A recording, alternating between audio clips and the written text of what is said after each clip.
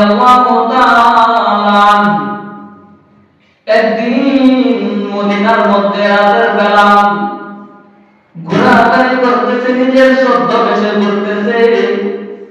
ওমর রাদিয়াল্লাহু তাআলা একটি বাসায় এমনকি একজন খলিফা ওমর রাদিয়াল্লাহু তাআলা তার নিজের ছদ্মবেশে নিজেকে ছদ্মবেশে রাতের গভীর রজনীতে মানুষকে দরিদ্র মানুষদেরকে অসহায় মানুষদেরকে খাবার খাওয়ানোর জন্য, যারা অসহায় মানুষ আছে তাদেরকে খানা বিতরণ করার জন্য, তার রাজ্যের মধ্যে যদি কোনো গরিব অসহায় মানুষ থাকে তাদেরকে দান খয়রাত করার জন্য ওমর রাদিয়াল্লাহু তাআলা একদিন গভীর রজনী মদিনার মধ্যে এদিক সেদিক ঘোরাফেরা করতেছেন।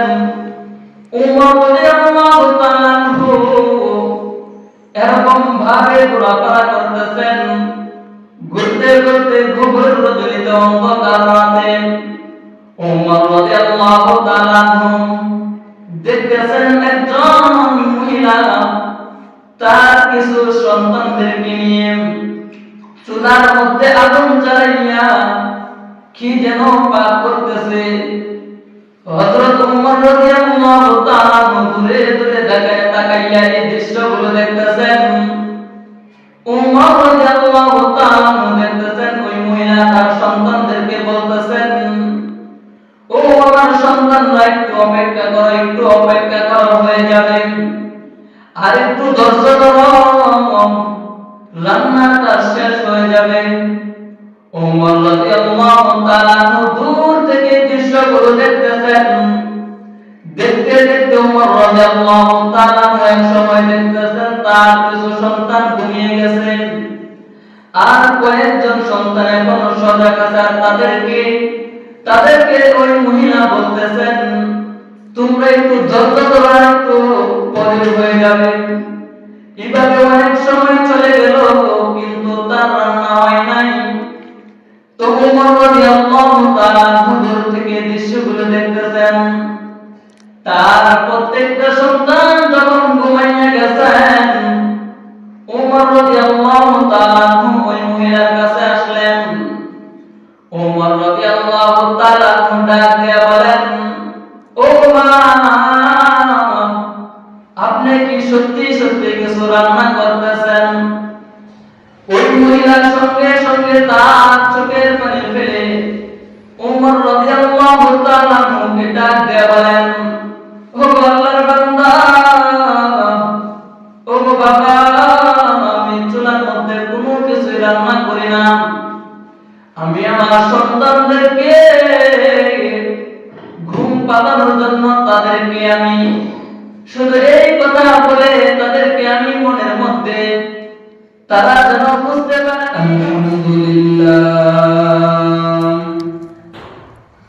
আলহামদুলিল্লাহ নাহমাদুহু ওয়া নাস্তাঈনুহু ওয়া নাস্তাগফিরুহ ওয়া নাউযু বিল্লাহি মিন শুরুরি আনফুসিনা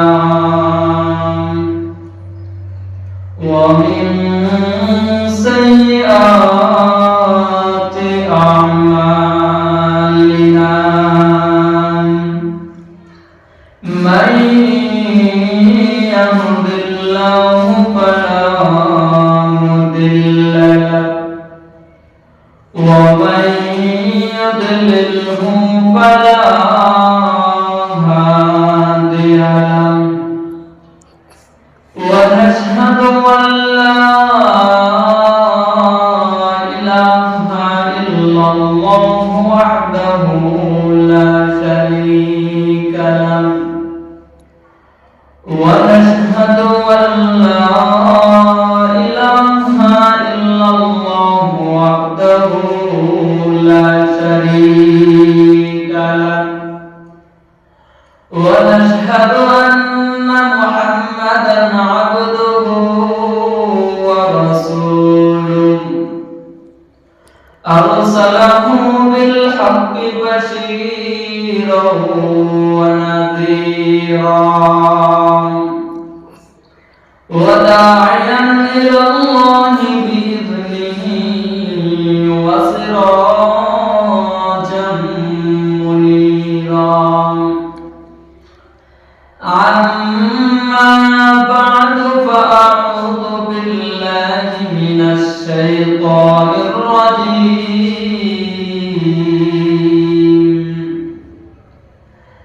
بسم الله الرحمن الرحيم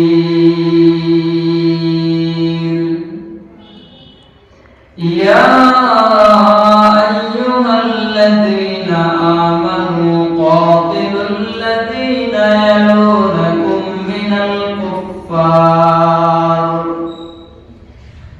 الكفار وليجدوا فيكم غلظة واعلموا أن الله مع المتقين. وقال رسول الله صلى الله عليه وسلم المرء مع من أحب. وقال النبي صلى الله عليه وسلم أخلص دينك يكفيك العمل القليل. آمنت بالله صدق الله مولانا العظيم. اللهم صل على محمد وعلى آل محمد كما صليت على إبراهيم وعلى آل إبراهيم إنك حميد مجيد. اللهم بارك على محمد وعلى آل محمد كما باركت على إبراهيم وعلى آل إبراهيم إنك حميد مجيد. الحمد لله. মহান আল্লাহ পাকের দরবারে লাখো কোটি শুকরিয়া যে মহান আল্লাহ তাআলা আপনাকে আমাকে এক জুমা থেকে আরেক জুমার আগ পর্যন্ত সুস্থতা অবস্থায় দুনিয়ার সকল কাজ থেকে ফারাক করিয়া আল্লাহর ঘর মসজিদে 2 রাকাত জুমার নামাজ পড়ার তৌফিক দিয়েছেন। এজন্য আমরা সকলে দিল থেকে শুকরিয়া আদায় করি আলহামদুলিল্লাহ। আল্লাহ তাআলার অশেষ মেহেরবানি যে আল্লাহ তাআলা এই পবিত্র বার শুক্রবার জুমার দিনে আগে মসজিদে আমাদেরকে আসার তৌফিক দিয়েছেন। আল্লাহ তাআলা যাদেরকে পছন্দ করেন তারাই আল্লাহর ঘর মসজিদে আসতে পারবে। দেখেন আপনার আমার মতো সুস্থতা মানুষ দুনিয়াতে অভাব নাই, কিন্তু খোঁজ নিয়ে দেখেন এই বাংলাদেশের 95% মুসলমানদের দেশে তারাও কিন্তু নামাজ পড়তে পারে নাই, কারণ তাদেরকে আল্লাহ তাআলা কবুল করে নাই বিধায় তারা মসজিদে আসতে পারে নাই, আল্লাহ তাআলার ঘরে আসতে পারে নাই। এমনকি আল্লাহ তাআলা যাদেরকে ভালোবাসেন, যাদেরকে ভালোবাসে দুনিয়াতে, তারাই আল্লাহ তাআলার ইবাদত করতে পারবে। কোন হিন্দু, খ্রিস্টান, ইহুদি, নাসারা তারা কিন্তু মসজিদে আসতে পারবে না, কারণ তাদেরকে আল্লাহ তাআলা কবুল করে নাই বা পছন্দ করে নাই।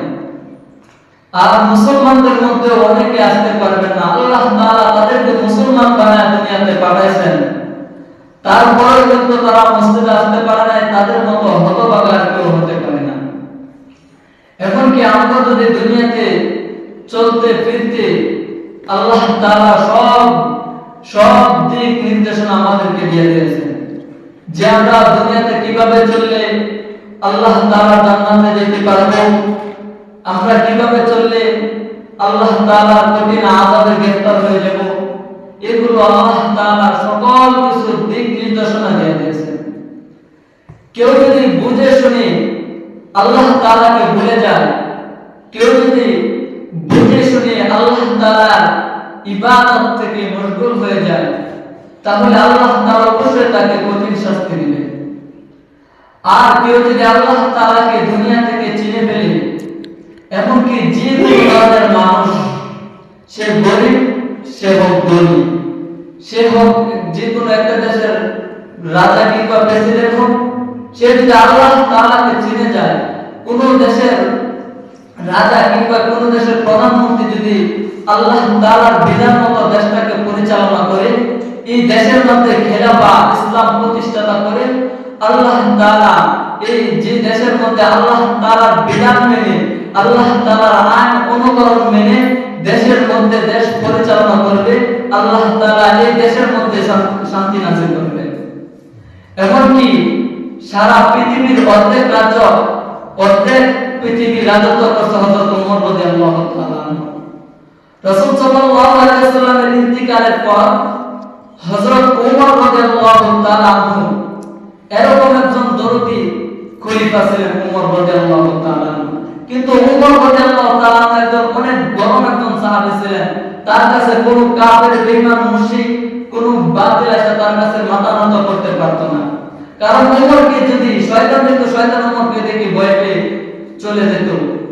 ওমর রাদিয়াল্লাহু তাআলা আনহু এমন একজন গরম সাহাবী ছিলেন, কিন্তু সে যখন খলিফা হয়ে গেলেন, আল্লাহ তাআলা তাকে আমিরুল মুমিনিন বানায় দিলেন, এলাকার প্রতিনিধি বানায় দিলেন। সে যখন এই পুরো পৃথিবীকে অর্ধেক রাজ্য সে পরিচালনা করত, এরকম দরদি ওমর রাদিয়াল্লাহু তাআলা আনহু ছিলেন, যা বলার বাহিরে। হযরত ওমর রাদিয়াল্লাহু তাআলা একদিন মদিনার মধ্যে রাতের বেলা ঘোরাঘুরি করতেছে, নিজের ছদ্মবেশে ঘুরতেছে।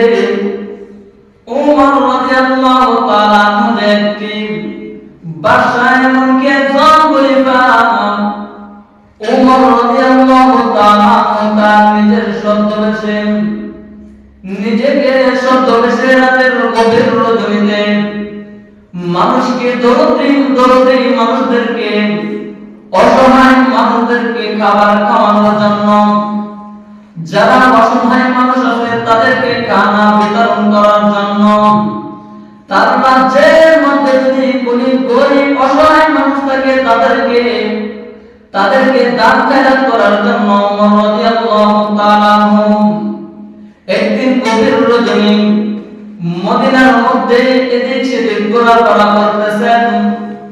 ওমর রাদিয়াল্লাহু তাআলা আনহু এরকম ভাবে ঘোরাফেরা করতেছেন, ঘুরতে ঘুরতে গভীর রজনীতে অন্ধকার রাতে ওমর রাদিয়াল্লাহু তাআলা আনহু দেখতেছেন একজন মহিলা তার কিছু সন্তানদেরকে নিয়ে চুলার মধ্যে আগুন জ্বালাইয়া কি যেন পাক করতেছে।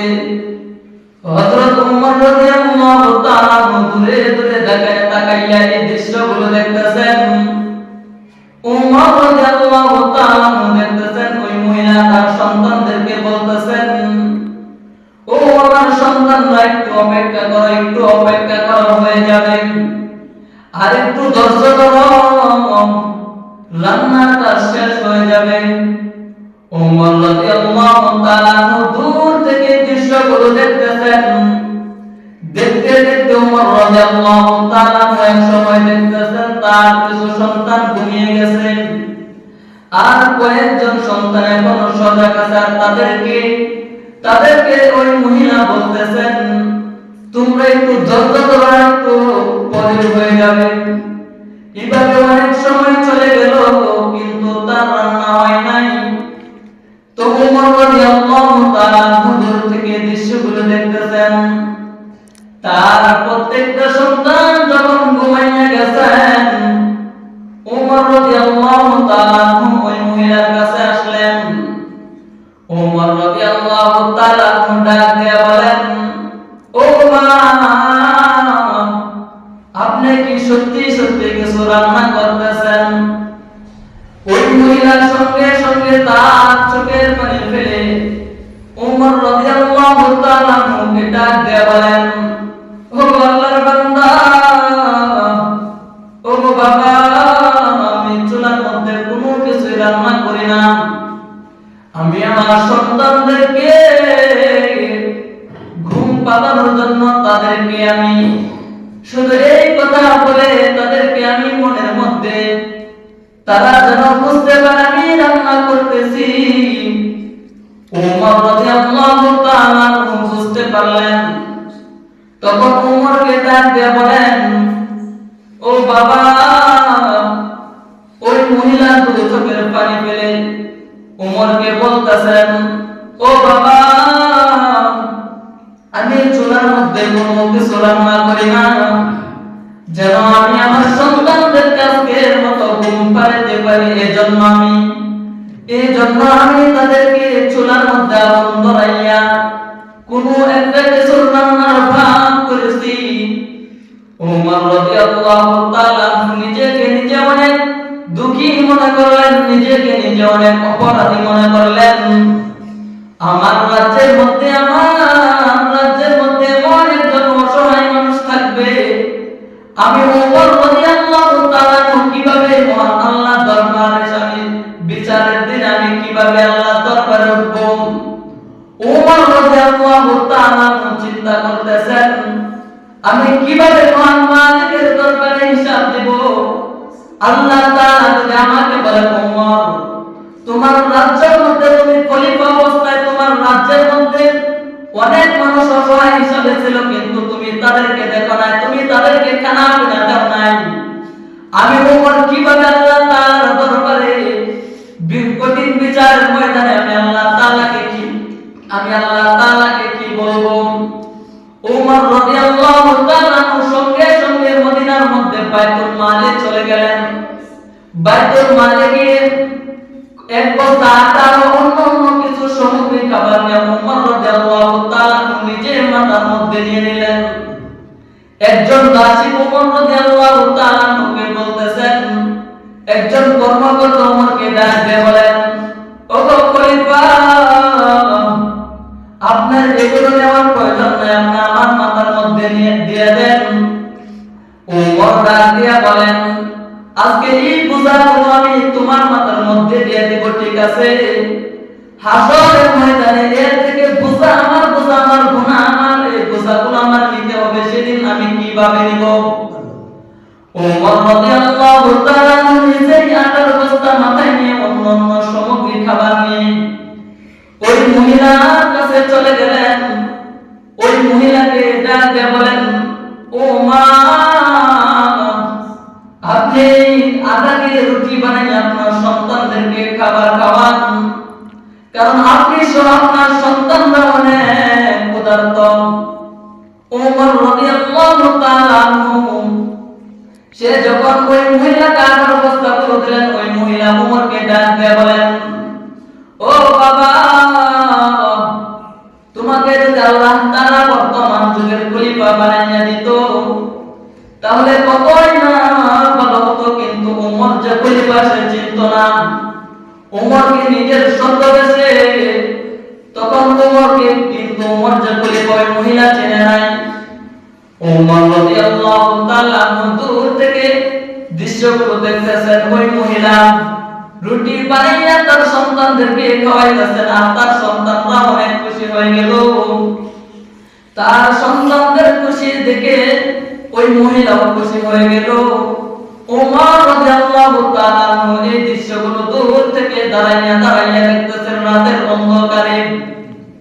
ওমর রাদিয়াল্লাহু তাআলা দেখতেছেন তার সন্তানরা খাওয়ার পর ওই মহিলাও যখন খেয়ে ফেলল, ওমর তখন ওই মহিলাকে ডাক দিয়ে বলেন, ও মা, আপনার কাছে আসার আমার আগেই দরকার ছিল, কিন্তু আসতে পারি নাই। আমি ওয়াদম খলিফা ওমর, ও মা, আপনি আমাকে মাফ করে দিয়েন, কারণ আপনার খোঁজখবর নেওয়া আমার আগে দরকার ছিল, কিন্তু নিতে পারি নাই। ওমর রাদিয়াল্লাহু তাআলা বলেন, আমি মহান মালিকের দরবারে, আমি আল্লাহ তাআলার দরবারে কি জবাব দেব? আমার রাজ্যের মধ্যে একজন মানুষ ক্ষুধার্ত, আমি দেশ পরিচালনা করার মধ্যে যদি একটা মানুষ ক্ষুধার্ত থাকে, আমি মহান মালিকের দরবারে কি জবাব দেব আল্লাহ তাআলার বিচারের দিনে? আল্লাহ তাআলা আমাকে ছাড়বেন না। ওমর রাদিয়াল্লাহু তাআলা এগুলো বলতেছেন, নিজেকে অপরাধী মনে করতেছেন। কত বড় মনের মানুষ ছিল ওমর রাদিয়াল্লাহু তাআলা।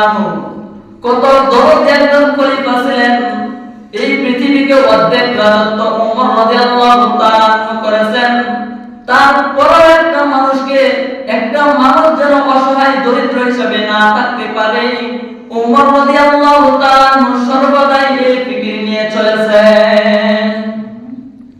ওমর রাদিয়াল্লাহু তাআলা এরকম ভাবে এই দুনিয়ার মধ্যে অর্ধেক রাজত্ব, এই দুনিয়ার পৃথিবীতে অর্ধেক রাজত্ব ওমর রাদিয়াল্লাহু তাআলা করেছেন। এরকম ভাবে দেশ চালাইছেন যেন একটা মানুষ অসহায় গরিব, সে এক বেলা খাইলে দুই বেলা খানা খাইতে পারে নাই, এরকম মানুষদেরকে বাইতুল মাল থেকে খাবার দিয়েছেন। কিন্তু বর্তমান সমাজের মধ্যে দেখেন, একটা মানুষ দেখবেন নির্বাচনের আগে একটা চেয়ারম্যান মেম্বার একটা চেয়ারম্যান মেম্বার দেখবেন নির্বাচনের আগে আপনাকে এই করে দিবে, সেই করে দিবে, এই করে দিবে, আপনাকে অনেক সুবিধা দেখায়, কিন্তু নির্বাচনের পরে দেখা যায় আপনাকে চিনে না। একটা নিবন্ধনের কাগজের কাজের জন্য যাবেন, তাকে আপনি এসে বলে এই দিন না সেদিন, ওই দিন না সেদিন। কিন্তু ওমর রাদিয়াল্লাহু তাআলা এত বড় একজন মানুষ ছিলেন যে সারা দেশটাকে অর্ধেক রাজত্ব করত ওমর রাদিয়াল্লাহু তাআলা। সে এরকম ভাবে খেলাফা, এরকম ভাবে ইসলাম প্রতিষ্ঠা করেছেন যে যারা আল্লাহ তাআলা রাজি খুশি হয়ে গেছেন। শুধু তাই নয়, একদিন ওমর রাদিয়াল্লাহু তাআলা শাম থেকে ব্যবসা করে মদিনার দিকে রওনা দিলেন। এখন সময় এক বুড়া মহিলার কাছে গিয়ে জিজ্ঞেস করতেছেন যে, ও বুড়া মা, আপনার কি অবস্থা? আপনি কি খানা খাইছেন? আপনার কি অবস্থা? ওই বুড়া মহিলা বলতেছেন যে আমি খাবার খাই নাকি না খাই, এটাকে জিজ্ঞাসা করে। ওই মহিলা বলতেছেন, ওই বুড়া বৃদ্ধ মহিলা বলতেছেন যে আমি 3 দিন যাবত খানা খাই নাই। ওমর রাদিয়াল্লাহু তাআলা অবাক হয়ে গেলেন যে আমার রাজ্যের মধ্যে এখন এমন লোক আছে যে 3 দিন যাবত খানা খায় না, কিন্তু আমি ওমর জানতে পারি না। তো ওমর রাদিয়াল্লাহু তাআলা ওই বুড়া মহিলাকে বলতেছেন, আচ্ছা মা, তাহলে আপনি ওমরকে বলতে পারেন না যে আপনার ঘরে খানা নাই, তাহলে তো ওমর আপনাদেরকে খানা দেয়।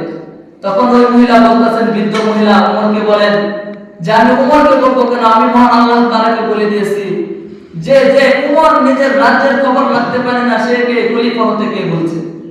ওমর রাদিয়াল্লাহু তাআলা সকল পছন্দ হয়ে গেছে যে আমি কি করি, আমি কিভাবে রাজ্য পরিচালনা করব, যে আমার রাজ্যের মানুষ যদি এক বেলা অনাহারে যায়, আমি আল্লাহ তাআলার কাছে কি জবাব দেব। তো ওমর রাদিয়াল্লাহু তাআলা সঙ্গে সঙ্গে ওই বৃদ্ধ মহিলার কাছ থেকে দৌড় দিয়ে বাইতুল মালে চলে গেলেন। বাইতুল মাল থেকে অনেক কিছু খাবার আইনা, আটা, ময়দা, গম আইনা ওই মহিলাকে দিলেন। আর ওই বৃদ্ধ মহিলাকে হযরত ওমর রাদিয়াল্লাহু তাআলা নিজে রুটি বানাইয়া তারপর খাবার দিয়েছেন। কারণ আল্লাহ তাআলা যদি একজন মানুষকে ধরে, সে একটা এলাকার পরিচালনা করে, সে যদি ভালোভাবে পরিচালনা না করতে পারে, তাহলে আল্লাহ তাআলা তাকে অবশ্যই ধরবেন। কারণ আল্লাহ তাআলা ছাড়বেন কিন্তু কাউকে ছেড়ে দিবেন না।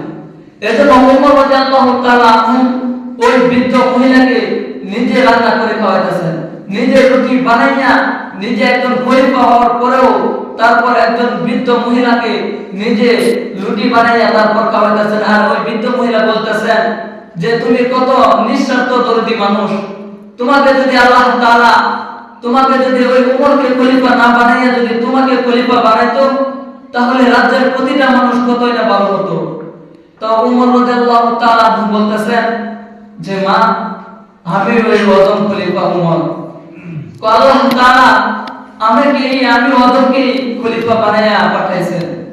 তখন ওমর রাদিয়াল্লাহু তাআলা বলেন যে মা, আপনি যে একটু আগে বললেন যে আল্লাহ তাআলার কাছে বিচার দিবেন, আপনার হাতে পাও ধরি, আপনি দুনিয়াতে আপনার সন্তান হিসেবে আপনি আমাকে যা শাস্তি দিবেন আমি তা মাথা পেতে নিব, কিন্তু আপনি আল্লাহ তাআলার কাছে বিচার দিবেন না। কারণ আল্লাহ তাআলা যদি আমাকে জিজ্ঞাসা করে যে তুমি রাজত্ব চালানো অবস্থায়, তুমি খলিফা অবস্থায়, তোমাকে যে আমি দুনিয়ার মধ্যে খলিফা হিসেবে দুনিয়ার মধ্যে প্রতিনিধি করেছিলাম, তুমি রাজ্য ভালোভাবে চালাতে পারো না, আল্লাহ তাআলা যদি এই কথা বলে, তাহলে আমার মতো আমি ওমর আর জান্নাতে যেতে পারবো না। কিন্তু রাসূল সাল্লাল্লাহু আলাইহি ওয়াসাল্লাম হযরত ওমরকে বলে দিয়েছেন যে জান্নাত 10 জন জান্নাতের মধ্যে একজন জান্নাতের সার্টিফিকেট দুনিয়াতে পেয়েছেন, তারপরও নিজেকে কত অপরাধী মনে করতো। তো ওমর রাদিয়াল্লাহু তাআলা ওই মহিলাকে বলতেছেন যে আমি ওয়াদা খলিফা ওমর, তো আপনি যে আল্লাহ তাআলার কাছে বিচার দিবেন, আল্লাহ তাআলা যদি আমাকে ধরে, আমি ওমরের ক্ষমতা নাই আল্লাহ তাআলার কাছ থেকে ছুটে জান্নাতে যাব। আপনি দুনিয়ার মধ্যে আপনি যে শাস্তি মনে চায় আমাকে আপনি এই শাস্তি দেন, আমি উমর মাথা নত করে নিব এই শাস্তি। কিন্তু আল্লাহ তাআলার কাছে, আল্লাহ তাআলার দরবারে আপনি বিচার দিবেন না। উমর রাদিয়াল্লাহু তাআলা এমন কি যারা ইসলাম আল্লাহ তাআলার মোতাবেক ভাবে দেশ পরিচালনা করছেন, হযরত সুলাইমান আলাইহিস সালাম পুরা রাজত্ব, পুরা পৃথিবী ইসলাম মোতাবেক আল্লাহ তাআলার দ্বীন কায়েম করছেন। তারা কিভাবে দেশ চালাতো, আর বর্তমান সমাজে তারা দেশ চালায়। বর্তমান সমাজের মধ্যে দেখা যায় তারা এরকম ভাবে দেশ চালায় যে একজন গরিব অসহায় তারা তাদেরকে কিছু দিবে দূরের কথা, তাদের খোঁজ খবর মানুষ নেয় না। কিন্তু একটা মানুষ কিভাবে চলাফেরা করতেছে প্রত্যেকটি প্রতিনিধি যারা আছে তাদের খোঁজ খবর নেওয়ার দরকার।